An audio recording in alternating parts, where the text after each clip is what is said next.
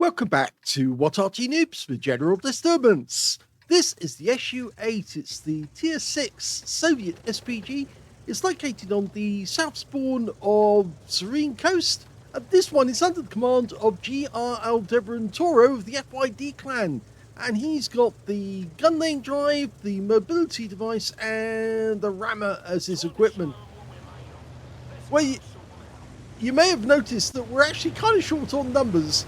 And that's because we're on the South American server, and yeah, they sometimes have shortages. And in this occasion, this game is 10 players each side. And our side has 2 Arty.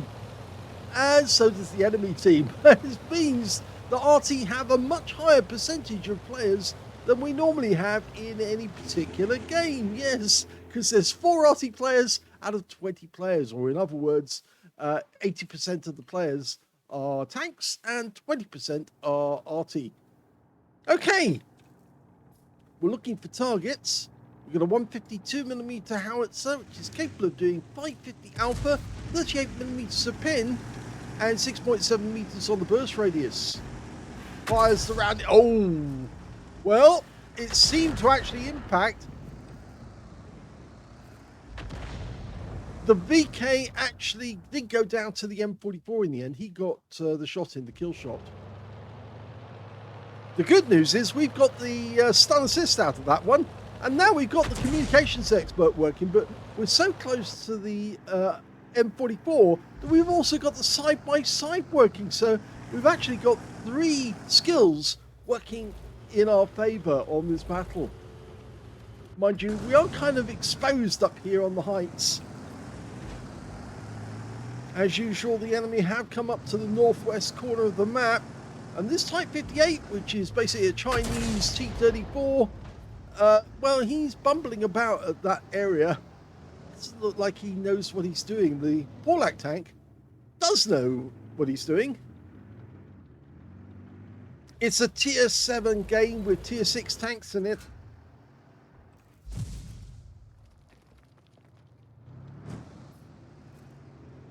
There's that Type 58 again. He's trying to use the trees for cover. I think he knocked that tree down on purpose. Let's see what we can do. He's on the move. Rounds out. Direct hit, 146. RT-3485M is actually pressuring that Type 58 at the moment.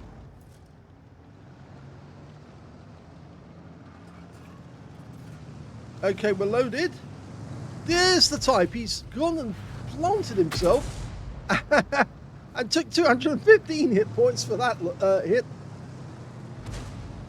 Meanwhile, their Porlak tanks decided to go balls deep, and yes, he's gone straight after the T-3485M, and the Type 58 dives in as well, and unfortunately we lose our teammate. But let's see, rounds out. No, hit the ridgeline there. So he's decided to come down from this spot. Oh, crumbs. Almost flying there at the end. And we're relocating because, yeah, the enemy could actually make a move in our general direction. Okay, this is a spot where he can fire from. Now, we've lost sight of the Type 58. In fact, we've lost sight of a fair number of enemy tanks at the moment. But our team seems to be doing quite well, getting towards the enemy camp. Going after the Porlak tank. Rounds out. Yep, he got a hit. Around 203 from that one.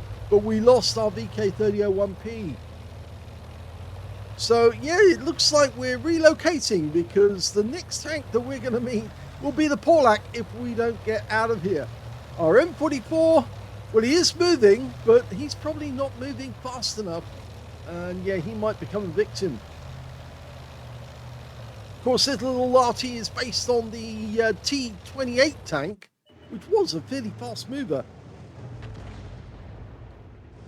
Top speed for this Arty is 48 kilometers an hour. Oh, enemy Arty in sight, rounds out, and oh, it fell short. I wonder if he pulled back too quickly, and when he did, it actually caused the shell to pull back as well. Well, that Type 58 we saw earlier is still there. We're almost loaded. Go for the box tank. Rounds out. Oh, and he looked away. Oh, we missed out on seeing that. He actually did 222 hit points of damage. But we are being capped, so we did lose the M44 on our team. The reason, if that cap sound stops, we know that the Porlac tank has actually left the cap and he's come after us. We're firing in on the M44. And again, it didn't hit the target. It actually went slightly to one side. There's 4 left on the enemy team, 3 on our team. And we're the closest to the cap, so we're going to have to go in and get a reset if we're going to help our teammates to win. Okay, this might be a case of graldebarantauro going in and just doing one big suicide run against the enemy Porlac, but he is one shot, so we might kill him with 1 round. Remember, it is a 152mm howitzer. Where are you? Just around the corner. There he is. Oh, he's trying to be careful, but we did get spotted. Now we can shoot him. Dialed in. Yeah, got ya. So that's very nice. Now it's 3 against 1. So graldebarantauro did the hero thing, and he's actually got a chance for us to win this game now. If we'd left that Porlac tank in there, we had no chance. But I suspect the Porlac tank actually hid around that corner simply because he knew that somebody might try to come through the gap at him. And unfortunately, he didn't realise that graldebarantauro was the other side of him. There you go. Okay, the only enemy remaining is the Super Hellcat. There he is, and he thinks he's going to be around about there. So, okay, rounds out. He pulls back in time to avoid the shell.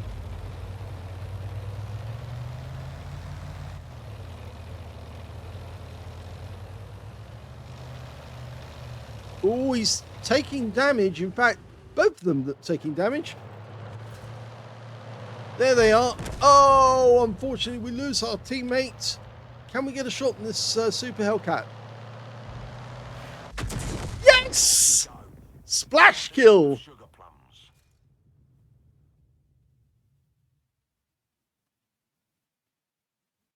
Here's the end of battle results, and that was the second class tank of a graldebarantauro of the FYD clan in the SU-8. He managed to get a bruiser medal for getting at least 5 critical hits. In fact, he got 7 in that one.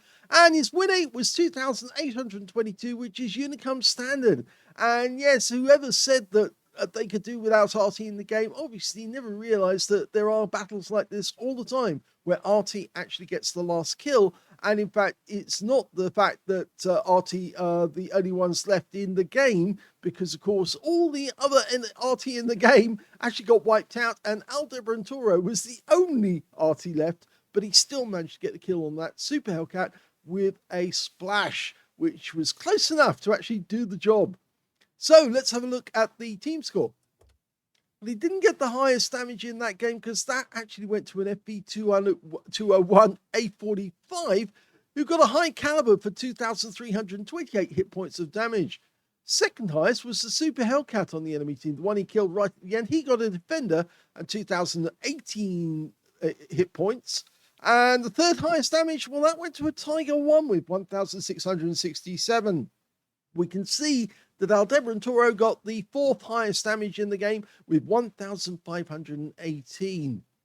Look at the number of kills. We can see that the highest scorer in this one was the Super Hellcat on our own team, who got 4 kills, and that guy got a Pescucci's medal, so he must have killed both of the enemy SPGs.